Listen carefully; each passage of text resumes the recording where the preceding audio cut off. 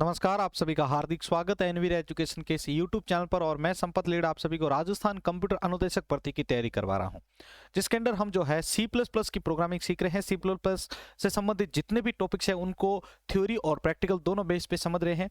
और आशा कर रहा हूं कि इससे पहले की और आज की क्लासेज आपको बहुत ही अच्छी लगेगी अगर आप इसको शुरू से एंड तक जो है पूरा का पूरा देखते हैं तो। ठीक है, इससे पहले आपको बता देता हूं कि आपके फर्स्ट पेपर की तैयारी के लिए हमेशा रोज रात 8 बजे हमेशा जो है आपके लिए रोज रात 8 बजे से जो है राजस्थान जीके की क्लासेस चल रही है, तो उनको भी आप जरूर ज्वाइन करें।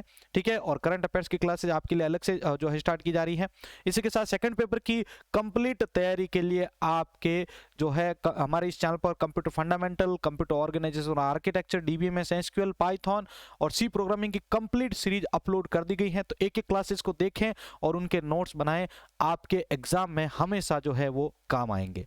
चलिए शुरू करते हैं आज की इस क्लास को।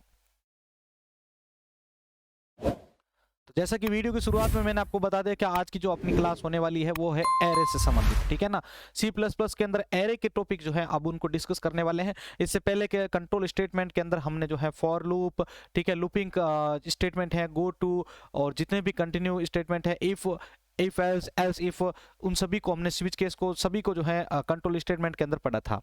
आज हम देखने वाले हैं एरे के बारे में। एरे क्या होता है? तो एरे के अंदर क्या होता है कि एरे सेम डेटा टाइप के वेरिएबल का कलेक्शन होता है। यानी एक ही प्रकार के डेटा टाइप है आपके, मतलब एक से ज्यादा वेरिएबल है लेकिन उनका डेटा टाइप जो है वो सेम है। ठीक है ना, जैसे मेरे पास 3 वेरिएबल है A B C, लेकिन उनका डेटा टाइप इंटीजर है। तो इसको हम अगर एक कलेक्ट मतलब एक ही जगह पर अगर स्टोर करना चाहते हैं तो उसके लिए हम एरे का यूज लेते हैं। ठीक है ना, तो इसलिए यहां पर कहा गया है कि एरे जो होता है वो सेम डेटा टाइप के वेरिएबल का कलेक्शन होता है। एरे का डेटा टाइप कौन सा भी हो सकता है, कैरेक्टर, इंटीजर। ठीक है, एरे के वेरिएबल अपने पास वाले मेमोरी लोकेशन पर स्टोर होते हैं। ठीक है ना, एरे के जो वेरिएबल होते हैं वो जस्ट अपने पास की जो मेमोरी लोकेशन होती है उस पर ही स्टोर होते रहते हैं कंटिन्यू आगे से आगे। और एरे का जो इनिशियलाइजेशन होता है वो हमेशा ध्यान रखना आप शुरू से 0 से होता है। जैसे मैं मान के चलूं कि मेरे पास 5 एरे है, तो उसमें जो संख्या होगी, जो स्टार्टिंग होगी रेंज, वो 0 से और 4 तक होगी, यानी 0 1 2 3 एंड 4, टोटल 5 हो गए। देखिए यहाँ पर आपको मैंने इमेज में भी वैसे बताया है, ये एरे का जो भी एलिमेंट पहला होता है उसका मेमोरी एड्रेस सबसे कम होता है। यानी सबसे पहला वाला जो एरे होता है उसका मेमोरी एड्रेस सबसे कम माना जाता है। ठीक है, ये एक एरे का सामान्य परिचय था जो मैंने आपको यहाँ पर दिया है। और इसका कंप्लीटली वैसे मैंने आपको हैंड रिटन नोट्स के साथ भी जो है सी प्रोग्रामिंग के अंदर पूरा डीपली इंट्रोडक्शन और पूरा का पूरा कंसेप्ट जो है क्लियर करवा रखा है। और मुझे नहीं लगता कि उसमें से वापस कोई भी मैंने पॉइंट यहाँ पर भी छोड़ा होगा, सारा का सारा आपको बता दिया यहाँ पर एरे से संबंधित जो भी कॉन्सेप्ट आपको सीखना चाहिए वो। अब बात आती है कि एरे का इस्तेमाल आखिर क्यों किया जाता है। तो देखिए, अगर किसी भी स्टूडेंट के नाम स्टोर करना हो तो उसके अलग अलग वेरिएबल बनाने पड़ते हैं। ठीक है ना भाई, जैसे मान के चलो कि आप एज ए कोई स्कूल के कोई स्टूडेंट्स हैं, ठीक है, या आप कोई प्रोग्राम है, डेवलपर है। मान लो कि आपको कोई अपनी स्कूल के अंदर जैसे कोई क्लास है उसके अंदर 25 बच्चे हैं, तो उनके अलग अलग वेरिएबल आपको बार बार बनाने पड़ेंगे। ठीक है ना, जैसे यहाँ पर आप देख सकते हैं कि कैरेक्टर में स्टूडेंट 1 ले रहा हूँ, स्टूडेंट 2 ले रहा हूँ, स्टूडेंट 3 ले रहा हूँ। तो इस प्रकार से मैं जितने ज्यादा वेरिएबल बनाऊंगा तो उससे प्रोग्राम का जो लेंथ होगा वो बड़ा हो जाएगा। और वो लेंथी होने के कारण जो है अगर कोई भी उसके अंदर एरर बग आती है तो उसको आप जब ठीक करोगे तो उसके अंदर भी आपको बहुत ज्यादा टाइम खर्च होगा आपका। तो इनका सॉल्यूशन क्या है? तो इसका सॉल्यूशन है कि एरे में इन सभी के लिए इन एरे में इन सभी नाम के लिए सिर्फ एक ही एरे वेरिएबल क्रिएट करना पड़ा है। एक ही वेरिएबल के अंतर्गत हम जो है जितने चाहे उतने वेरिएबल्स, जितने चाहे उतने डेटा या जो है वैल्यू को स्टोर करवा सकते हैं। जैसे मैं यहाँ पर कैरेक्टर एरे बना रहा हूँ, उसके अंदर मैं जितने चाहे उनके सभी के नाम जो है मैं स्टोर करवा सकता हूँ। जैसे दिव्या, मनीषा, राज, जितने भी आप चाहें उतने नाम स्टोर करवा सकते हैं।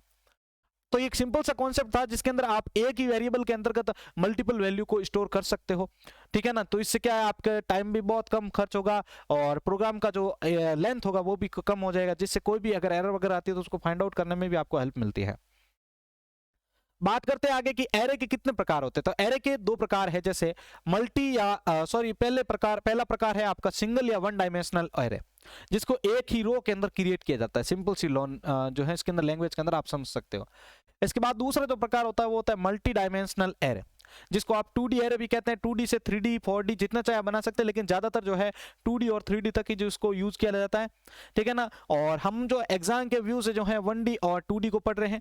ठीक है ना, वैसे 3D और जितना भी पूरा डीपली तक वो कॉन्सेप्ट उसके बारे में क्या बोलता है थ्योरी में, वो मैंने आपको सी प्रोग्रामिंग के अंदर पढ़ा रखा है।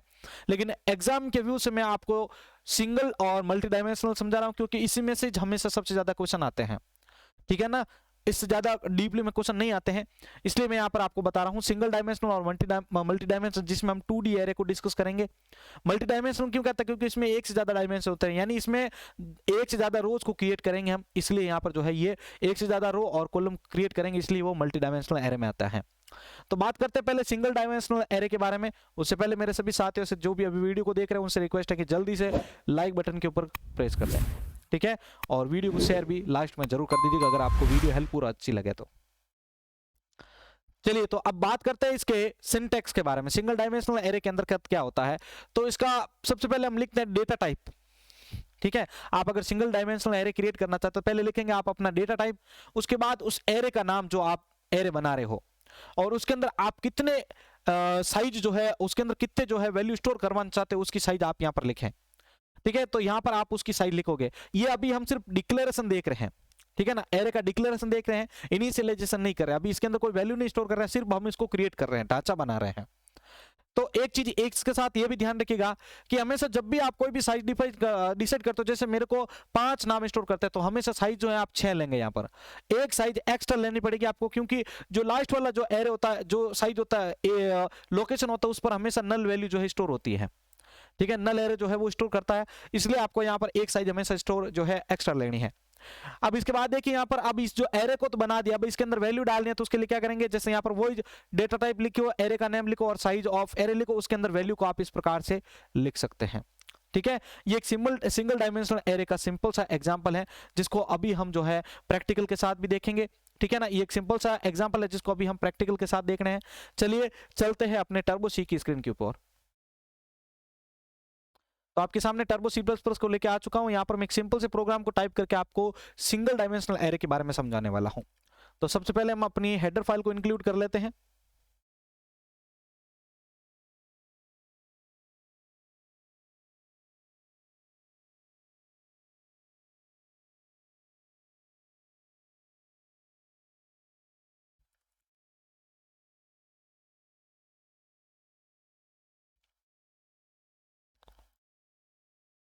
तो यहाँ पर हम वेरिएबल ले लेते हैं इंटीजर आई, एक ले लेते हैं हम नम नाम का वेरिएबल, जिसके अंदर मैं 5 वैल्यू को ले लेता हूँ, ठीक है, एक सिंगल सा है। देखिए मैंने यहाँ तक जो चीजें लिखी है उसको बोलते हैं हम डिक्लेरेशन। ये एरे का डिक्लेरेशन किया हमने, जैसे वेरिएबल डिक्लेरेशन होता है, ठीक है ना। तो इसी प्रकार से हमने यहाँ पर एरे को डिक्लेरेशन किया, इसके अंदर वैल्यू देने के लिए हम यहाँ पर करेंगे इक्वल, ठीक है ना, ये असाइनमेंट ऑपरेटर भी कहते हैं वैसे इसको।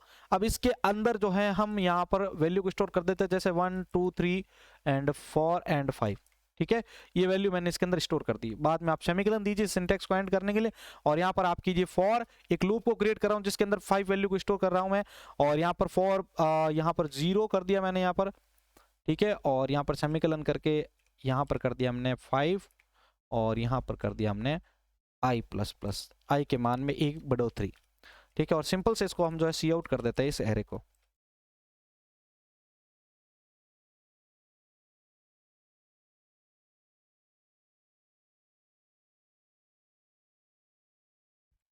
यहाँ पर हम नम का पहले आई जो है प्रिंट कर देते हैं, उसके बाद एक एंडल दे देते हैं ताकि हर लाइन, हर जो वैल्यू है वो नई लाइन में प्रिंट होती रहे, ठीक है, ये हो गया।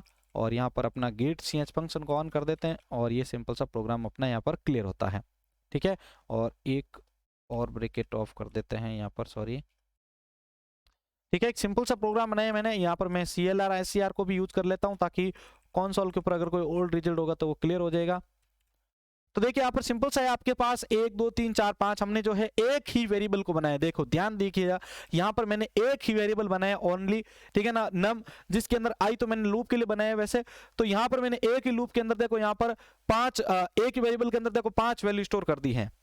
तो एक सिंपल सा कॉन्सेप्ट होता है कि भाई आप इसमें देखो प्रोग्राम की लेंथ भी कम हो गई। बाकी अगर आप विदाउट एरे के अगर आप वैल्यू को स्टोर करवाते तो वहां पर आपको 5 जो है वेरिएबल लेने पड़ते हैं, ठीक है ना। तो यहाँ पर ये आपकी जो लेंथ होती है वो कम करता है, और इसके अंदर अगर कोई एरर भी आ गया तो उसको हम आसानी से फाइंड आउट कर सकते हैं। भाई हर प्रकार की यहाँ पर अपन को फैसिलिटी मिलती है एरे के अंदर।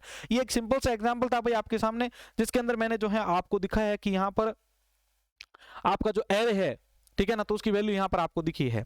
ठीक है ना।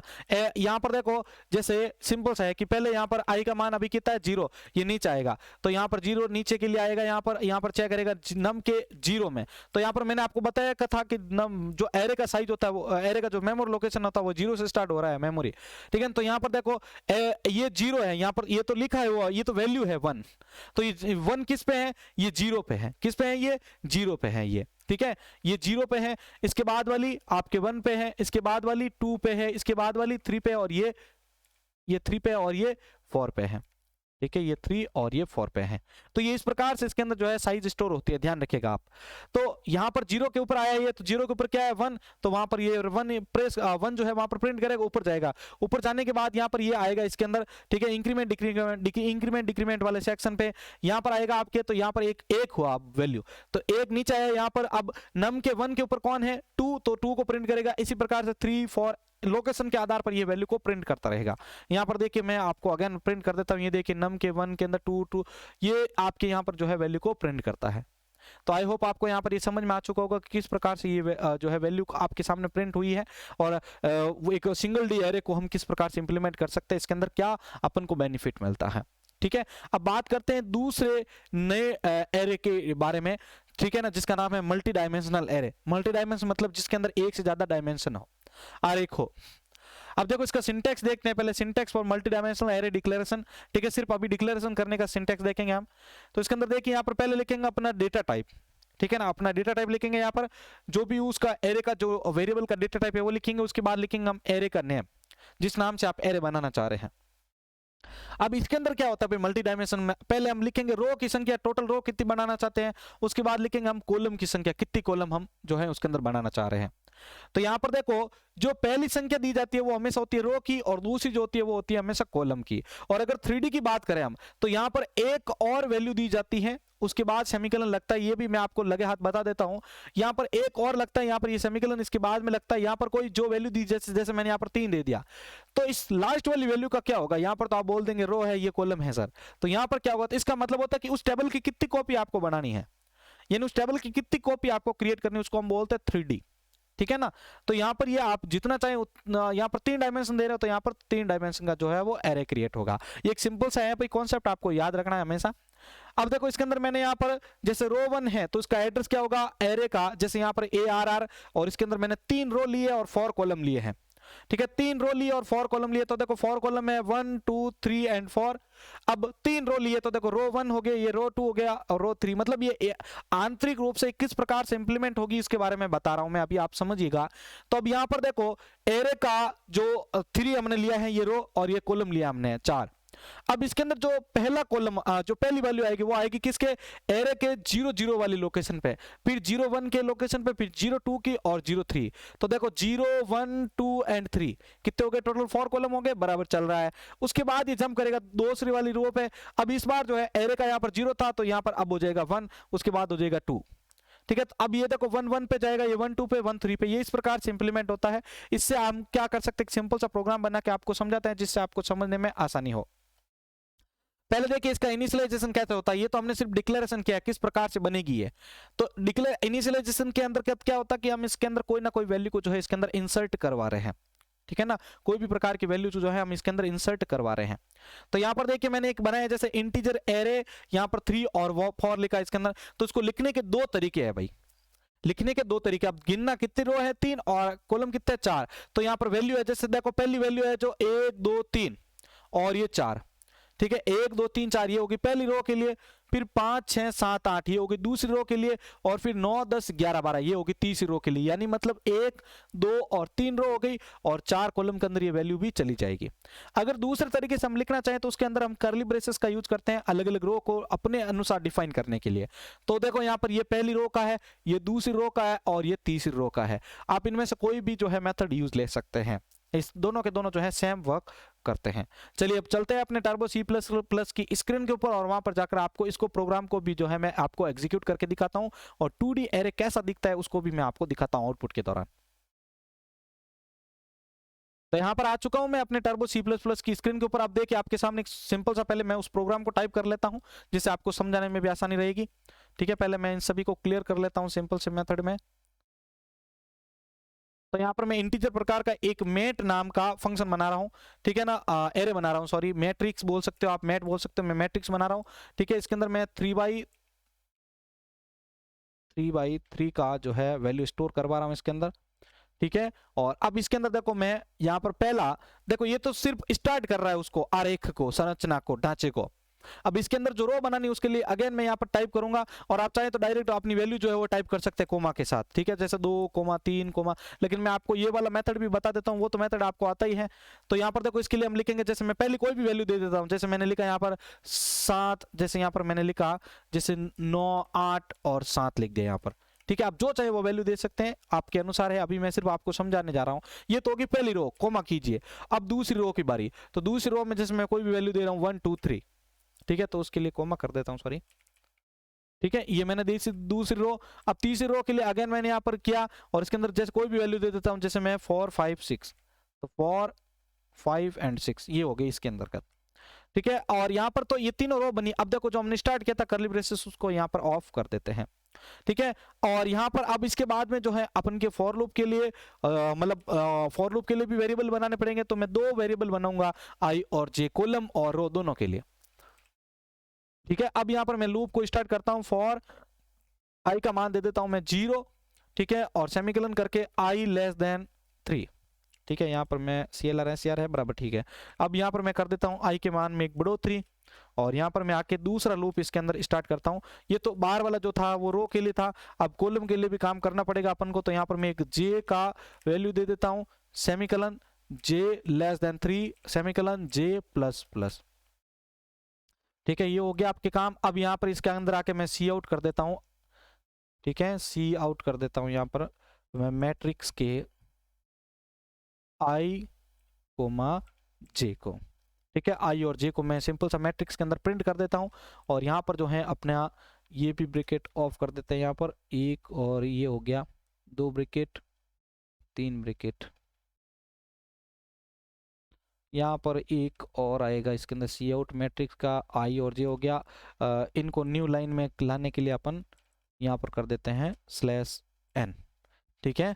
ये हो गया सिंपल सा, नहीं तो वो एक ही लाइन में फिर प्रिंट हो जाएंगे सारे के सारे, ठीक है। तो यहाँ पर देखो कितने हैं, कितने ब्रैकेट ओपन किया हमने, 1, 2, 3, 4, तो यहाँ पर 1, 2 और यहाँ पर 1, 3 हो गया, ये 4 हो गया, ठीक है। 4 ब्रैकेट हमने ऑफ भी कर दिया है। अब सिंपल इसको हम एग्जीक्यूट करते हैं। एग्जीक्यूट के लिए हम जो है Ctrl+F9 से जो है इसको चेक कर लेते हैं यहाँ पर अपना प्रोग्राम सही बना है या नहीं बना है। तो इसको मैं Ctrl+F9 करता हूँ, तो देखिए सिंपल सा आपके सामने जो है इसका आउटपुट आ चुका है, ठीक है ना। यहाँ पर देखिए 9, 8, 7 आ चुका है जो हमने पहली रो में दिया था, फिर 1, 2, 3 आ चुका है दूसरी रो वाला, और 4, 5, 6 आ चुका है थर्ड वाली रो वाला। तो इस प्रकार से आप जो है देखो 3 रो बन रही है बराबर, यहाँ पर 9, 1, 4, ठीक है ना। जो 9 किस लोकेशन पर है, 0, 0 पे है, फिर ये 0, 1 पे, ये 0, 3 पे, ठीक है, 0, 2 पे, सॉरी, मतलब हमने 3 ही लिए थे वहां पर, ठीक है। तो एक सिंपल सा देखो यहाँ पर 3 लिए हैं हमने, 4 नहीं लिए हैं भाई, तो 3 की रो, 3 कॉलम की 3 रो बन गई बराबर, सिंपल से चल रही है, ठीक है ना। 0, 0 के ऊपर जाएगा ये 9, 0, 1 के ऊपर जाएगा आपके 8, 0, 2 के ऊपर जाएगा 7, फिर आएगा आपके 1, मतलब ये 0 नंबर वाली रो थी, ये आ गई 1 नंबर रो, तो 1, 0 पे आएगा 1, 1, 1 पे आ जाएगा 2, और 1, 2 पे आ जाएगा यहाँ पर 3। इस प्रकार से नेक्स्ट लाइन में आएगा तो यहाँ पर हो जाएगा अब 2 वाली लाइन, यानी 0, 1, 2, तो 3 लाइन हो गई। अब देखो 2 वाली लाइन पे आया तो 2, 0 पे आया 4, 2, 1 पे आया 5, और 2, 2 पे आ गया यहाँ पर 6। इस प्रकार से जो है इसको ये एग्जीक्यूट करेगा और वहां पर आपको प्रिंट करके दिखाएगा। तो यहाँ पर आपको ये वीडियो अच्छा लगा है तो जल्दी से इसको लाइक कर दे भाई, जल्दी से सभी इसको लाइक कर दे, ठीक है। और एक सिंपल से मेथड के थ्रू हमने जो है एरे के कॉन्सेप्ट को क्लियर किया है भाई। यहाँ पर एरे का जो कॉन्सेप्ट था हमने एक सिंपल से कॉन्सेप्ट के साथ क्लियर किया है। आप चाहें तो इस पीडीएफ को डाउनलोड करके बाद में देख भी सकते हैं।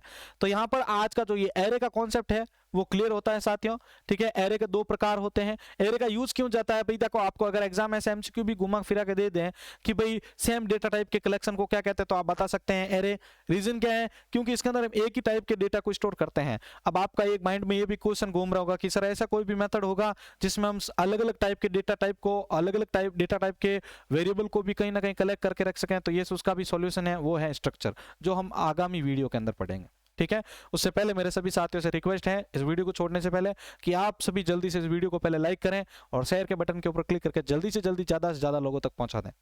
क्योंकि जितने ज़्यादा लोग जुड़ेंगे तो उससे आपको भी बेनिफिट होगा। ठीक है, क्या पता आपके शेयर करने से वो वहाँ पर नौकरी में लग जाए। ठीक है, तो साथियों मिलते हैं एक C++ की एक और नई क्लास के साथ। जय हिंद, जय भारत।